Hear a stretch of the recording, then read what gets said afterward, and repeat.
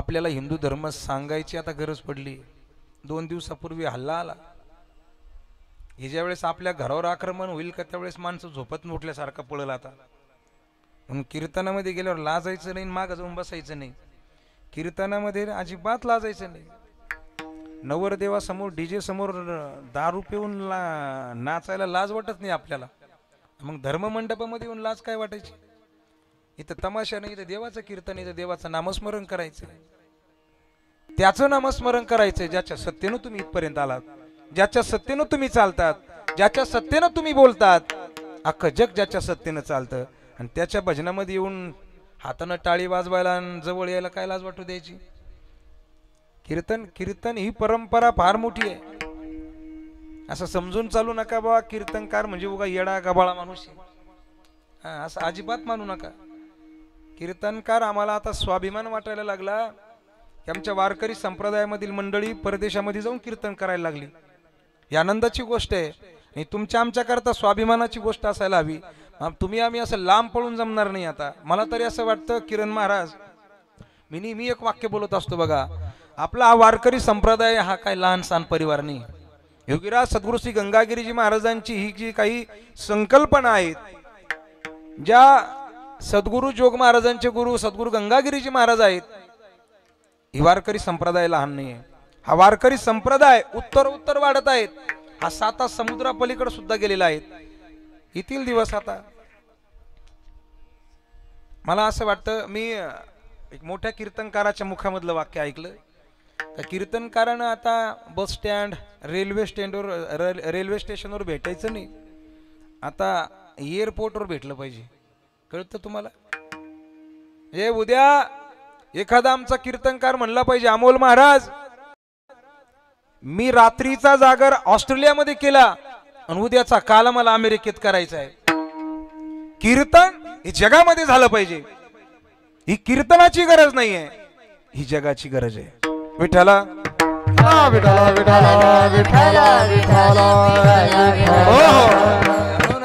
मला एवढी बोलायची वेळ आली, तुम्ही असे लांब लांब पळत होते म्हणून एवढं बोलावं लागलं।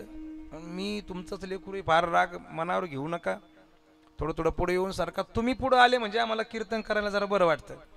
बघा मुस्लिमाच्या लहान लहान लेकराला सांगावं लागत नाही, मस्जिदीमध्ये जाऊन नमाज पडावा लागतो, ते त्याच्या आब्बूजानचं बोट धरतं आणि मस्जिदीत जातं आणि नमाज पडतं। आम्हाला सुद्धा आमच्या धर्माचं खऱ्या अर्थानं स्वाभिमान असायला हवा आणि ती आता काळाची गरज आहे। आपल्या लहान लहान मुलांना वारकरी शिक्षण संस्थेमध्ये जाऊन संस्कार देणं ही काळाची गरज आहे। परवा जम्मू काश्मीरमध्ये हल्ला झाला, धर्माच्या नावावरून माणसं मारली गेली, धर्माच्या नावावरून। कलाम पडा, नाही पडता आली, का पडावी? आम्हालाही आमच्या हिंदू धर्माचा खऱ्या अर्थानं स्वाभिमान असायला हवा। म्हणून आज आमच्या लेकरा बाळांना संस्काराची गरज आहे, धर्म जागृत करण्याची गरज आहे। म्हणून हे धर्माच्या रक्षणाकरता आपली जी मुलं आहेत ना छोटी छोटी, त्यांना उन्हाळ्याच्या सुट्टीमध्ये जिथं जिथं बाल संस्कार शिबिर चालू असेल ना तिथं पाठवा। आमचे जीवलग मित्र आहे धीरज महाराज कोरे, त्यांच्याकडेही शिबिर आहेत। पैसा म्हणून वारकरी करत नाहीये, पण एक जबाबदारी आपल्या खांद्यावर आहे। भगवी पताका पांडुरंग परमात्म्याच्या नावानं आपल्या खांद्यावर घेतली आहे, म्हणून खऱ्या अर्थानं हे सगळ्या गोष्टी कराव्या लागतात। असो, माझा कीर्तनाचा विषय वेगळा आहे। या कीर्तन सेवेकरता माझ्या समवेत आलेले सन्माननीय वाकडी गावावरून दत्तात्रय पाटील लहारी आहेत, त्यांनाही धन्यवाद। माझ्या समवेत आलेले गणेश भाऊ आहेत, आदरणीय बाळकृष्ण गाडेसर आहेत आणि आपण सर्वच जण आहात। सर्वांना परत एकदा धन्यवाद देतो। फक्त 15-20 मिनिटं माझं कीर्तन शिल्लक राहिलेलं आहे, त्या 15-20 मिनिटांमध्ये या कीर्तनावर माझ्या गुरुवारांच्या कृपाशीर्वादानं बोलण्याचा तोडका मोडका प्रयत्न करतो। विठ्ठला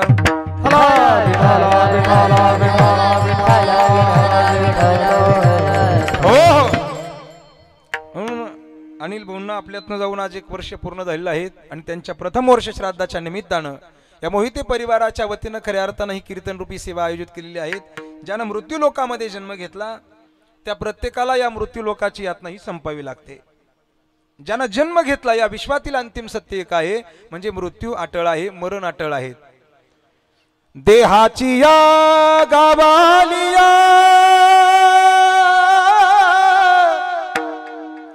जन्म मृत्यूची आस ना म्हणू धनंजया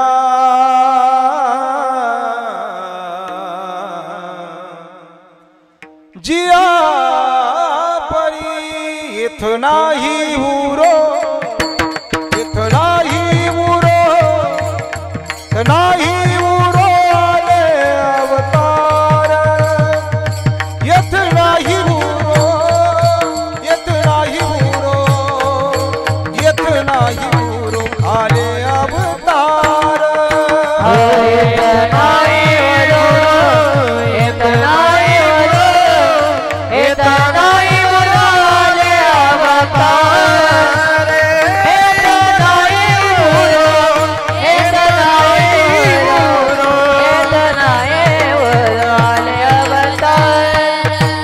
इतनाही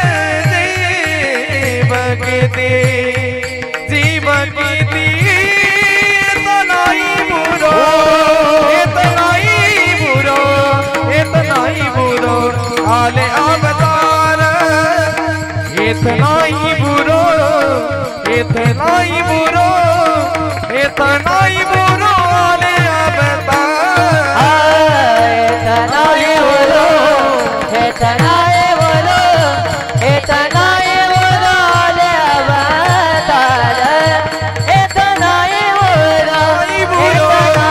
इतनाही बुरो आले अवतार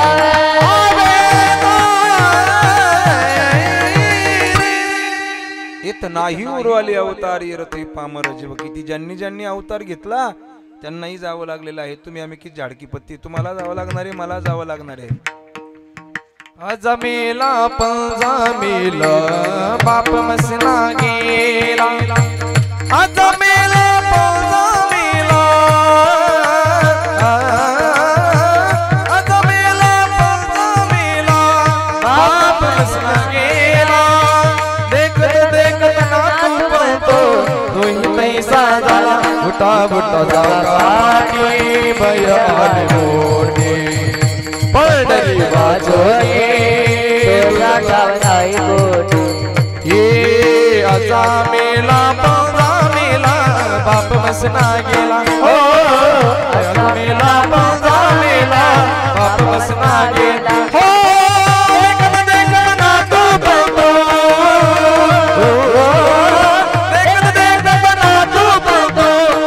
पैसा झाला देखत देखत ना तू बंदो कोई पैसा झाला बुटा बुटा जागा आती बयान मोठी पंढरी वाजोली तुझं नाव नाही कोणे कोणे टाळ्यात वाजवीचा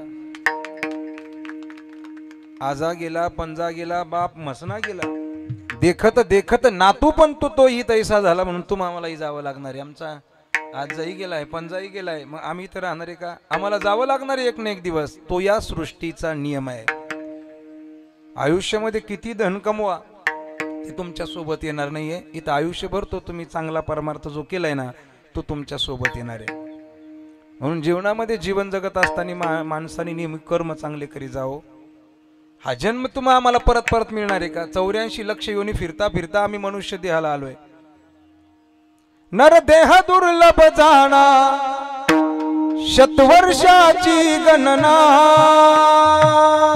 त्यामध्ये दुःख यातना तुम्ही आठवा मधुसूदना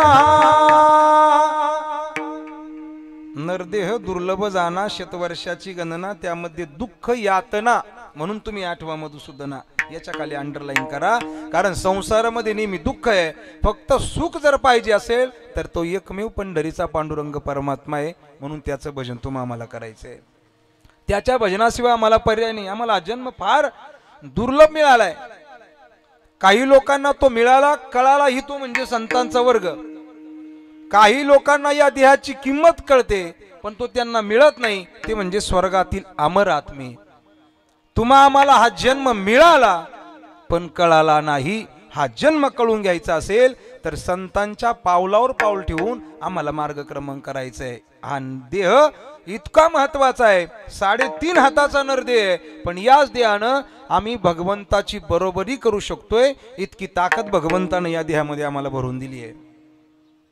करणी करेसो नरका नारायण बन जाएगा, इतकी ताकद या देहाची आहे. म्हणून माणसं फुकट स्वतःचं आयुष्य खराब करतात. बा देवानं जन्म दिलाय तुम्हा आम्हाला का देवाचं भजन आम्हाला करायचं. अहो हे जीवन इतकं गोड आहे ना, इतकं गोड आहे. या जीवनाचा आनंद माणसं का घेत नाही ही महाराष्ट्राची शोकांतिका आहे. का घेत नाहीये? हा जन्म परत परत मिळणार नाहीये. हे जीवन इतकं गोड आहे. खरं सांगू, फुलपाखरू फक्त 5 दिवस जगतं. किती? फुलपाखरू मोजून 5 दिवस जगतं, पण ते या फुलावरून त्या फुलावर, त्या फुलावरून या फुलावर उडता उडता स्वतःसह अख्ख्या जगाला आनंद देतं. असं जीवन तुम्हाला आम्हाला जगता आलं पाहिजे. समाजाचा अजिबात ताण घेऊ नका. समाजाकरता कितीही चांगलं काम करा, 40% समाज तुमच्या विरोधामध्ये आहे. समाजाचा अजिबात लोड घेऊ नका. का लोड घेता समाजाचा? आपल्या मनानं जसं जगता येईल तसं आयुष्य स्वतःचं जगलं पाहिजे. समाजाचा बिलकुल ताण घेऊ नका. समाज असा आहे ना, बाजारात जर गेला तर देवाची मूर्ती विकत घेताना रुपयाचा भाव करतो, आणि तीच मूर्ती बाजारातून घरात आणली का घरात आणल्यावर देव घरात ठेवल्यावर त्याच मूर्तीच्या समोर बसून त्या मूर्तीकडे कोटी रुपयाची मागणी करतो. असा समाज आहे. म्हणून समाजाचा अजिबात ताण घेऊ नका. आपल्या स्वच्छंदामध्ये आपलं जीवन मन मोकळ्यापणानं जगत चला. आनंद या जीवनाचा सुगंधा परी दरवळावा. विठ्ठल विठ्ठल विठ्ठल. आनंद या जीवनाचा सुगंधा परी दरवळावा. हे आनंद या जीवनाचा सुगंधा परी जिजुनी स्वतः चंदनाने दुसऱ्या समधुगंध द्यावा. जिजुनी स्वतः चंदनाने दुसऱ्या समधुगंध द्यावा. हे दानता जीवनाचा प्रारंभ हा ओळखावा. आनंद या जीवनाचा सुगंधा परी दरवळावा. आनंद या जीवनाचा सुगंधा परी दरवळावा. पाण्यातला सूर बैसा होता तुणी ओघळावा. पाण्यातला सूर बैसा होता तुणी ओघळावा. पाण्यातला सूर बैसा होता तुणी ओघळावा. पाण्यातला सूर बैसा होता तुणी ओघळावा. आनंद या जीवनाचा सुगंधा परी दरवळावा. आनंद या जीवनाचा सुगंधा परी दरवळावा. हे आनंद या जीवनाचा सुगंधा परी दरवळावा. आनंद या जीवनाचा सुगंधा परी दरवळावा.